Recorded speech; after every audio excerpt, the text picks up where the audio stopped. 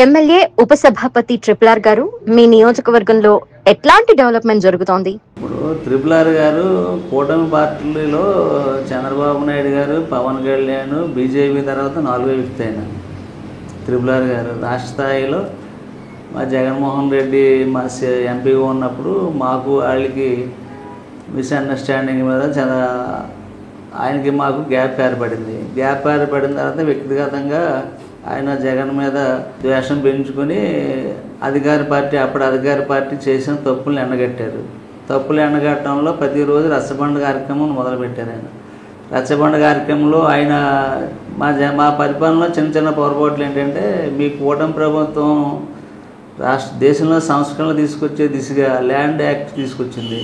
అలాగే సచివాలయంలో రిజిస్ట్రేషన్ చేయాలని మా జగన్మోహన్ రెడ్డి గారు సంస్కరణలు తీసుకొచ్చారు.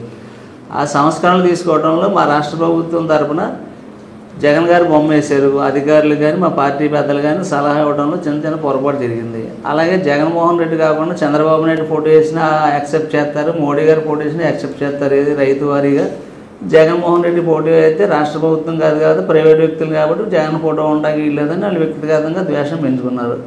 దీన్ని అవకాశంగా తీసుకుని జగన్మోహన్ రెడ్డి నీకు రాళ్ళ మీద ఫోటోలు కావాలా, నీ బూదో పాతి పెట్టేస్తారు అని మీరు దాని మైనస్ని క్యాచ్ చేసుకుని కొంచెం గవర్నమెంట్కి వ్యతిరేకంగా మీరు పోరాడారు. ప్రతిపక్షం అలా యాంటీగా ఉన్న గవర్నమెంట్కి వ్యతిరేకంగా పోరాడారు. మీరు పోరాడే టైంలో కూటమి ప్రభుత్వం కూడా పోరాడలేదు. మీకు జగన్మోహన్ రెడ్డి నచ్చలేదు, కానీ గవర్నమెంట్లో ఉన్న లోపాలని టెక్నిక్గా దాన్ని ఉపయోగించుకుని మీరు పోరాడారు. మంచిదే, మళ్ళీ మీకు గవర్నమెంట్ వచ్చింది. అలాగే ఉండిలో కూడా మా పీవీఎల్ గారు ప్రజలకి చాలా సర్వీస్ చేశారు. మీరు చేశారు, పోరాడారు. ఇప్పుడు కూడా మీరు అధికార పార్టీలో ఉన్నారు. మీరు అవ్వాల్సింది మినిస్టర్ స్థాయి ఎప్పుడు అవ్వాలి. అవి మేము చెప్పుకునే స్థాయి మాది కాదు. పోనీ మీకు డిప్యూటీ స్పీకర్గా ఇచ్చారు, మళ్ళీ మినిస్టర్ అవ్వాలి, పెద్ద స్థాయి అవ్వాలని కోరుకుంటుంది. ఆ కోరిక నెరవేరాలని మేము కోరుకుంటాం. కానీ రాష్ట్ర ప్రభుత్వం కూటమి ప్రభుత్వం ఇచ్చిన హామీలు నెరవేర్చలేదు. కాబట్టి రాష్ట్ర ప్రభుత్వంలో ఉన్న లోటుపాట్లు కూడా మీరు గత గవర్నమెంట్లో జగన్ గారు గవర్నమెంట్ రచ్చబండ కార్యక్రమం పెట్టి సమస్యల మీద ఎత్తి చూపారు ఎలాగో, అలాగే కూటమి ప్రభుత్వంలో ఉన్న సమస్యలను కూడా మీరు పోరాడాలి. ఎందుకంటే జగన్మోహన్ రెడ్డి అంటే మీ వ్యక్తిగతంగా నచ్చలేదు. ఒకప్పుడు మిత్రులు మీరంతా కాలం బట్టి శత్రువులు అయ్యారు. రాష్ట్ర ప్రభుత్వంలో ఎత్తి చూపడంలో ముందున్నారు. అలాగే మన రాష్ట్ర ప్రభుత్వం మీ కూటమికి ఇచ్చిన అధికారాలు సూపర్ 6 పథకాలు కానీ, ఆక్వా రంగానికి సంబంధించిన కానీ, రైతుల సమస్యలు కానీ ఆ పథకాలు అమలు చేసి రాష్ట్ర ప్రభుత్వంలో జరుగుతున్న అవకతవకలు కూడా మీరు గళమెత్తి ప్రశ్నించాలని. ఆక్రమణల తొలగింపు అంశంలో ఎమ్మెల్యే గారి పాత్రపై మీ స్పందన? ఇప్పుడు ఎమ్మెల్యే గారు ఆక్రమణలో రాష్ట్ర ప్రభుత్వ భూములు ఆక్రమణలు తొలగించడం చాలా ఈజీ అండి. ఎందుకంటే రాష్ట్ర ప్రభుత్వం అధికార పార్టీకి యంత్రాంగం సపోర్ట్ ఉంటుంది. అది చేయాలనుకుంటే నిమిషం పట్టదు. అదే ప్రయత్నం గత గవర్నమెంట్లో అయ్యే ఇళ్ళు, అయ్యే ఆక్రమణలు, అయ్యే మీరు చేసేవన్నీ గతంలో ఉన్నాయి. అప్పుడు మా పీవీఎల్ గారు ఏం చేశారంటే, సర్లే ఆక్రమణలు మీరు స్లోగా చేసుకోండి అని ఇళ్ల స్థలాలు ఇచ్చాం. గతంలో కూడా చెప్పాం. మీరు కూడా సమస్యలు ఉన్నప్పుడు 2 వర్గాలు మీ దగ్గర కూర్చోబెట్టుకుని సామరస్యంగా సమస్య కూడా చేయొచ్చు.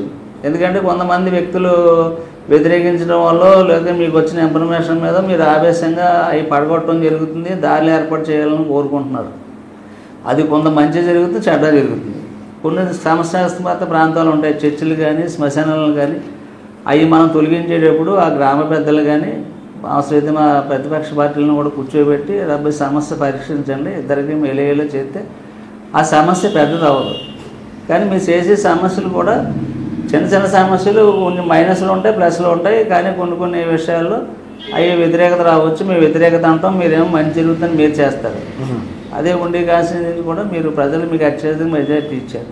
ప్రజా సమస్యల మీద కూడా ఇంకా రాష్ట్ర ప్రభుత్వం తరఫున మీరు పోరాడి ప్రజలకు ఇచ్చే సంక్షేమ పథకాలు కూడా ఇస్తే బాగుంటుంది. ఎందుకంటే మధ్యతరగతి జీవితాలు మీరు రెండోసారి కూడా రిక్వెస్ట్ చేస్తున్నాం మిమ్మల్ని. ఎందుకంటే అధికారం ఉంది కాబట్టి మీరు ప్రశాంతంగా ఓపిక బట్టి టైం ఇచ్చి చేయొచ్చు, లేదు మీరు ఆవేశంగా చేయాలని చేయొచ్చు. 2 ఆప్షన్లు మీకు ఉంటాయి. ఈ అప్పటికప్పుడు అయిపోయే సమస్య అది రాష్ట్రం అన్ని చోట్ల ఉంది. మధ్యతరగతి జీవితాలు ఉందని చెప్పి ఈ ఆక్రమణలో ఎక్కడ ఒక గజం గవర్నమెంట్ భూమి ఆడు ఇల్లు కట్టుకుంటాడు, అందులో జీవనాధారం చేసుకుంటాడు, దాని మీద నమ్ముకుని అతని వ్యవహారం చేసుకుంటాడు. ట్రిపుల్ గారు సమస్య పరిష్కరించే మార్గాన్ని తప్పు అంటారా? ఇప్పుడు సమస్య పరీక్షించే మార్గం కొన్ని చోట్ల అవకాశాలు కల్పించి సైట్ ఇస్తున్నారు, కొన్ని చోట్ల ఇవ్వట్లేదు. మీ P4 కార్యక్రమంలో మా ఉండి కాన్స్టిట్యున్సీలో కూడా ప్రతి చోట ఆర్థిక స్థితిమంతులు ఉంటారు. ఎవరైతే పోరంబోకు వల్ల నష్టపోయి ఉన్నారో ఆ P4 కార్యక్రమాలు పెట్టుకుని ఆర్థిక స్థితిమంతులు కానీ రైతులు దారులు కానీ ఇబ్బంది వచ్చినా ఆ రైతులను సహకరించి ఆ అబ్బాయి వీళ్ళకి నష్టపరిహారం ఇచ్చి చేస్తే భవిష్యత్తులో ఆడు గుస్తులు మీకు తగలకుండా ఉంటుంది. ఎందుకంటే మిమ్మల్ని ప్రజాసేవ చేయడం ఒక ఎత్తు, మీకు తెలియకుండా నెగిటివ్గా కొన్ని ప్రజల్లో అసంతృప్తిగా వెళ్ళి సమస్యలు పోవడం ఉన్నాయి. ఆ సమస్యలు వాళ్ళు బాధపడి వాళ్ళ జీవితాలు అత్తపాదాలకు వెళ్ళిపోయి వాళ్ళు ఇబ్బంది పడిపోయి జీవితాంతం ఉసిరి పడి పరిస్థితిలో ఉన్నారు. వాళ్ళు సాటిస్ఫై చేయాలంటే మీరు చేయొచ్చు. ఎందుకంటే మీరు డెవలప్మెంట్ కార్యక్రమాలు ఫార్మర్స్ చాలామంది సహకారం చేస్తున్నారు, మీకు డెవలప్మెంట్ ఫండ్స్ కింద వస్తున్నారు. మీరు చేసే డెవలప్మెంట్కి అందరూ సహకరిస్తున్నారు. ఇష్టం ఉన్నా ఇష్టం లేకపోయినా మీ దగ్గర నమస్కారం పెట్టి డెవలప్మెంట్ ఫండ్స్ ఇస్తున్నారు. లోపల బాధ కలిగినా ఏం చేసినా అది డెవలప్మెంట్ కింద మీరు చేస్తున్నారు. కానీ మధ్యతరగతి వాళ్ళ జీవితాల గురించి ఆలోచించండి. ఆడికి మళ్ళీ జీవితం అతను కోలుకోలేడు, సమస్యలు పెద్దగా అవుతాయి. ఆ సమస్యను చిన్నగా పరిష్కరిస్తే అతను హ్యాపీగా ఉంటాడు, మీకు ఇబ్బంది ఉండదు.